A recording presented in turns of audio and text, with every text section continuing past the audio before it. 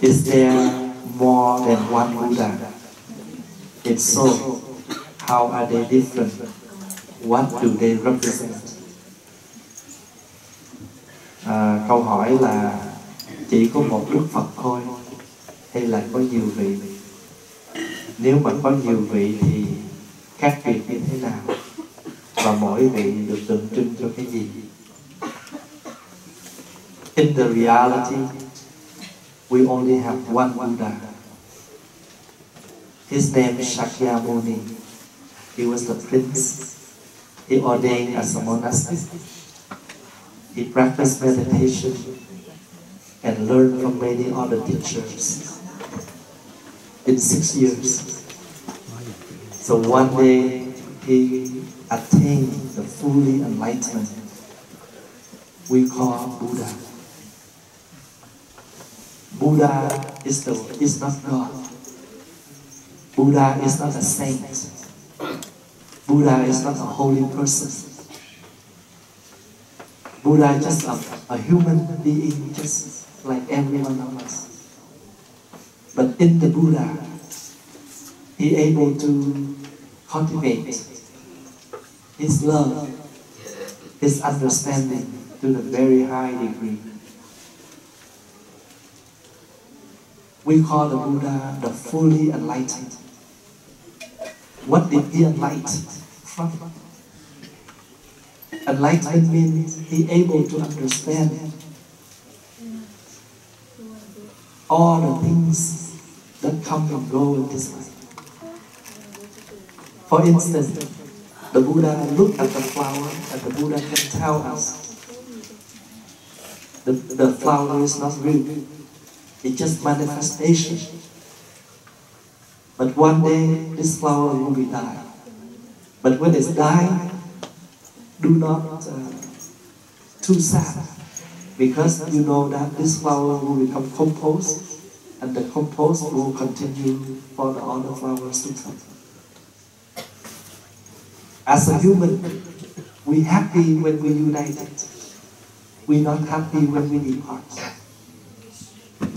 But in the eyes of the fully enlightened one, they are not moving, shaking, or afraid, or fear of coming and going, because they know when they go, on the way they come back. Just like we take the bus, we left the station A, we are coming to station B. In our head we think we are coming to C. But in the eyes of the fully enlightened one, they know that after they left station A, they are on their way to come back A. Because A, B, C, D, they come back. So since we live, in our living is already contained the death. In our healthy condition is already contained the sickness. So that's why in the eyes of the fully enlightened one, they are not suffering at all, because they understand how things compose.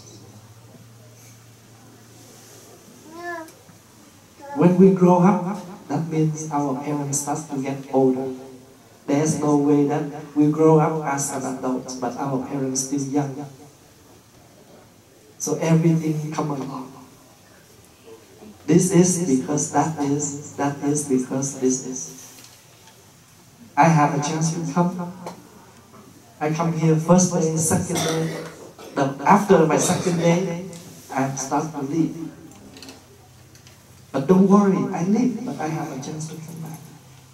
So we thanks to the impermanence. So we do not call the Buddha is the all-knowing, all-powerful one. But we call the Buddha the enlightened. The Buddha never create anything, but he can see how things come, how the things come together, and how things will depart. So that's why we respect the Buddha as a teacher. We do not respect the Buddha as a saint, as a holy one. So later on, those who taking refuge in the triple J's, the Buddha, the Dharma, the Sangha, And you should remember and keep in mind that Buddha is our teacher. So today you taking refuge in the Buddha, that means you return to accept the Buddha as a teacher. The one who is able to give us the guidance, the support. Because the Buddha is the one who already walked on this path. He success. And now he allows us, he introduces us. So if we walk the same as the Buddha, we will be the Buddha too. So of course there are more than one Buddha. If we practice the same as the Buddha. Buddha never said, I am the only one and you have to serve me. You are my servants. The Buddha says, I am the one who attained. You are the one who will be attained. So when you look at me, you say, wow, you say, great. You can become a monk for 30 years. If you want to, you still can become a monk like me. I can shake your hand. I can give you my support, my guide, and you will become a monk and you can practice the same as I do. And I will be more happy if you do more things than me. You are doing more better than me. So we have a monk, but not only one monk. We have many monks. We have one Buddha, it's not enough. In our practice, we said that one Buddha is not enough. Why is that? Because we need lots of Buddhas to stay on this world, to help people. Because the more Buddha we have, the more enlightened we are able to help for others. The more we can awake ourselves. So right now, we have the capacity, but we do not cultivate that to the high degree. We do have that. We do have the capacity. We do have the nature. But we are not cultivate that regularly. That's why, we on and off. We are the Buddha, a part-time Buddha, not a full-time Buddha. So you want to be a full-time Buddha, you need to stick with your practice. Get down on practice. And what I just shared with you, how to sit calmly and breathe. And this is the technique to help you to come back to yourself. The more you come back to yourself, the more you can see things clearly. Example, the more you rest, the more you relax. The more you open your eyes and abuse yourself, the more you tire. You only can breathe. The more you reflect, the more you clear.